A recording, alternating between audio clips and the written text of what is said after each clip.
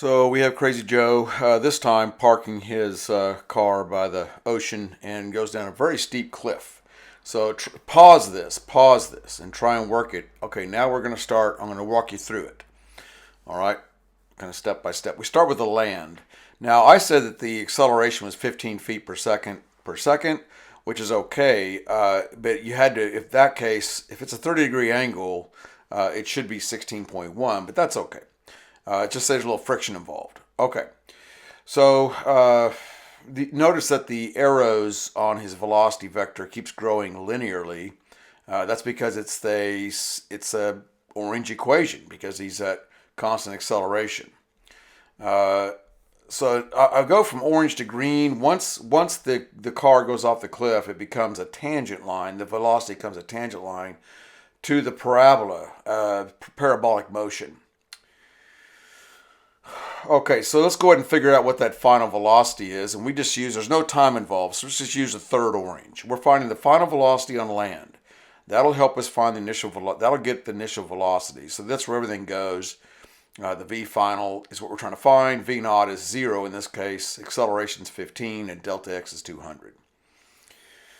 All right, so this just shows step by step the process. Since that's equal to 0, it makes the process pretty easy. Just square root of 2ax delta x.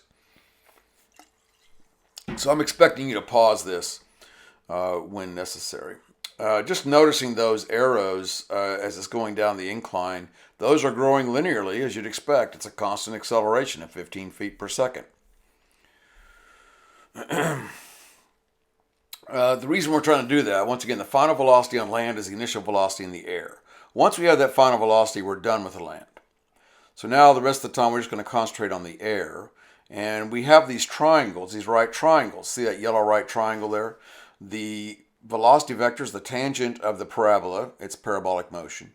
The Vx is red, the V naught y is blue, and the V naught y will keep growing.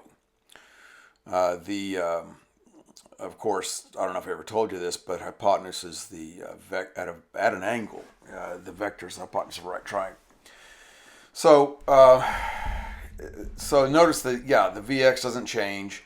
The Vy is going to grow linearly, because the acceleration on there. The acceleration is in this case 32.2 because it's Crazy Joe. All right, going back to that. So we need to get our initial conditions for the fall, and that's just V naught cosine theta, V naught sine theta, and there I have the numbers up there. So back to the falling here. We'll go through kind of quickly at least 4 points along the fall. So here's the second point. The first point was coming off the cliff. The second point, notice how the delta Vx stays the same. The V1y now is longer. Now we look at a little further down the path. V2y, notice the green arrow is tangential. You can pause this anytime you want. And then just as it hits the water, as the car hits the water, Vx stays the same again. V final y is at its maximum. All right, now these blue arrows add up, and not add up. When you line them up, it's linear, right? Because now the slope is not 15, the slope is negative 32.2. So it's a negative slope. And so looking at this a little closer, that's something to think about, and that's all just free fall. So basically projectile motion is free fall on a treadmill. Okay, so now let's find the time that we have to. There's no other choice but to use the blue quad on this time. If it's type 2B, that's all you can do. No big deal though. Blue quad, just make sure you watch your signs, because signs are a real problem here. You can be very careful. Notice I said theta naught, and that's what I'm saying in the writing there, because it's the initial angle, because the angle gets bigger as it falls. If it were to fall to infinity, the angle would tend towards 90. Anyway, and it's a negative 30. That's also really important. Okay, so let's go through run the numbers on that time.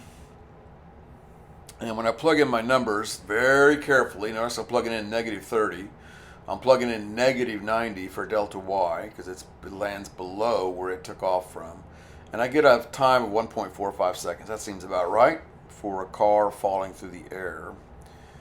That's about a 9-story building. So Here, then we take that time, we plug it into the red equation, pretty simple there, and we get 97.3 feet.